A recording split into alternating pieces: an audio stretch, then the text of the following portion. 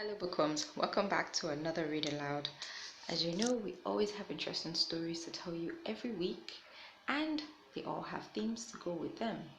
Our theme for this month is still on literacy, learning how to read and write. The title of our story today is City of Stories, written by Rukmini Banej and illustrated by Bindya Thapa. As you can see in this first page, we have a city filled with lots of people, vehicles, and buildings, and trees too.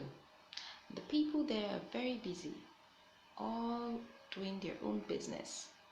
Let's see what the story is about.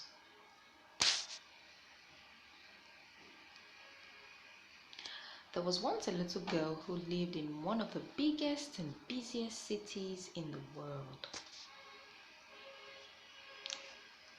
She really loved stories, but everyone she knew was too busy to tell her stories. Her mother said, "I have to finish my work." Her father said, "I'm reading the newspaper."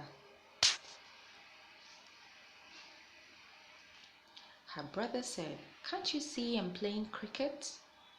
Her neighbor said, "I have to go to the market to buy things." Her teacher said, "First, let us do sums." Everyone was very busy.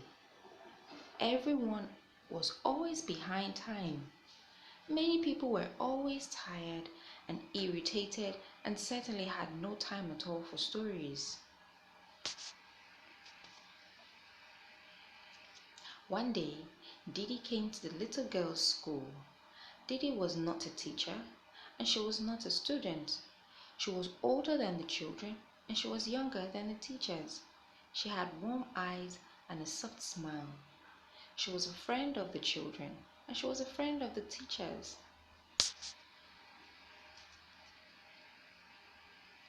The little girl wondered if Didi knew any stories. She went up to Didi shyly. "Do you have a few minutes?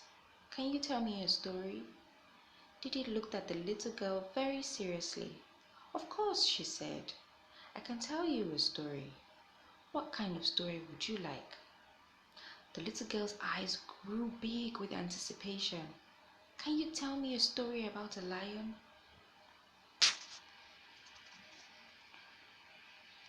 Didi sat down in the veranda of the school and started telling the little girl a story about a small lion who was lost in the jungle. The little girl sat still and listened intently.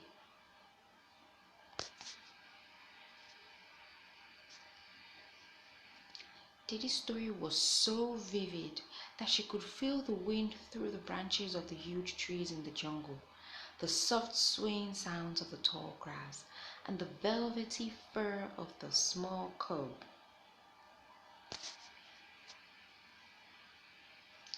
The little girl's friends who were playing nearby came to find out what Didi was saying. Soon they were absorbed in the tale too.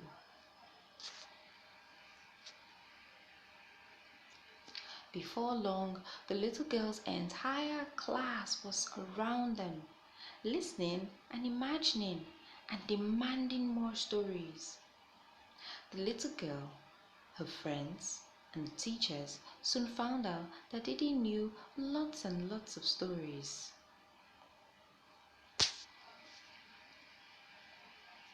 She could tell stories about monkeys and birds, about ferocious dogs and mean cats, about fish in blue rivers and deep oceans, about high mountains and green valleys, about children in big cities and children in small villages, about adventures and mysteries, about handsome kings and lovely queens, about what to do when you are scared, about what to do when you are sad, about finding lost treasures, and about knowing wonderful secrets and much, much more.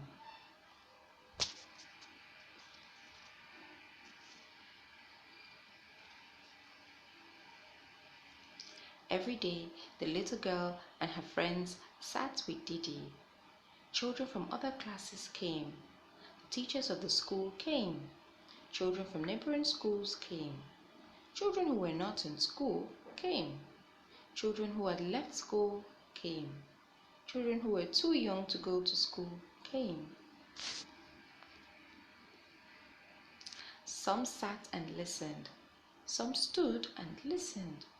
The youngest children lay down on their stomachs, cupping their faces in their hands, and listened. As they listened, they learned how to tell stories to each other.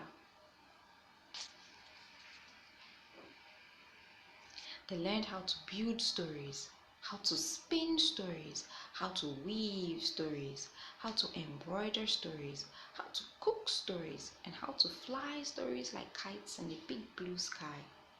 They all learned how to tell them so that the listeners could not blink or move and would remain mesmerized till the story ended.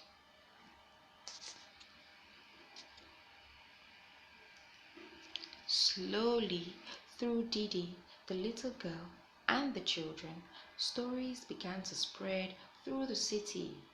People began to tell stories, and people began to listen to stories. Mothers stopped work, fathers put away newspapers, and teachers put aside their arithmetic textbooks. Neighbors did not go shopping. They began to tell stories. The big brothers stopped playing cricket, and the little sisters stopped skipping rope. They began to listen to stories.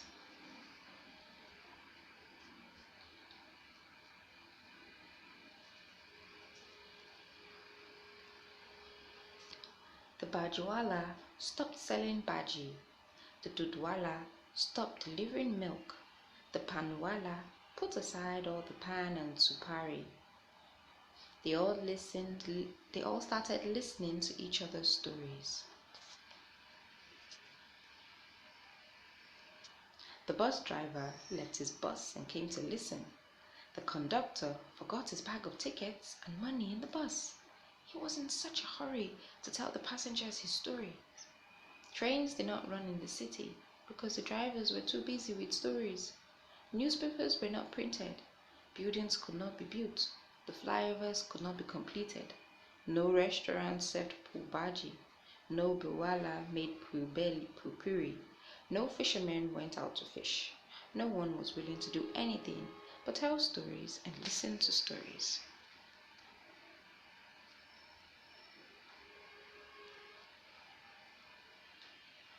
The postman did not deliver letters because they were busy with stories. The policeman sat in the middle of the busy intersection, telling stories to all the drivers around him. All the televisions in the cities were switched off because people were listening to stories. The entire city came to a complete halt. The mayor of the city was worried. "What is to be done now?" he said to the council of ministers as he paced up and down the big room. In the mayor's mansion by the sea, no one is working. Nothing is happening in the city. The council of ministers worked feverishly, making plans and strategies, but nothing worked. No one listened. Finally, Didi and the little girl were summoned to the mayor's mansion by the sea. The council of ministers had been told that these two had flooded the city with an ocean of stories. The little girl looked very little in the large room with high ceilings and tall pillars. She held on to Didi's hand tightly. Didi too looked small, surrounded by the fat and tall men and women of the council of ministers. No one smiled. Everyone looked at them with frowns and scowls.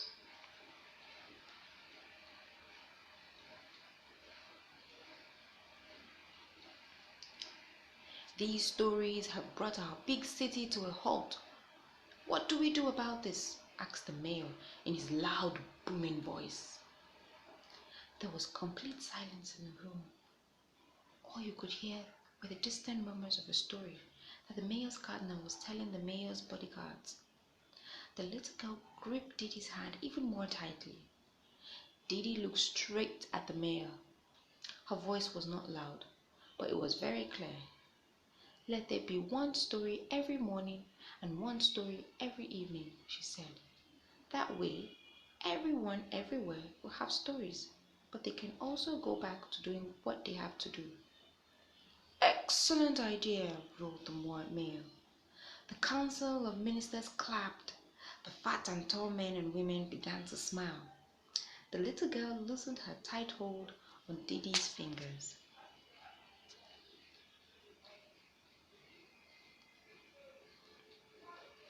The whole city heaved a sigh of relief. From that day on, in the big city, one story is told in the morning and another one before going to sleep at night.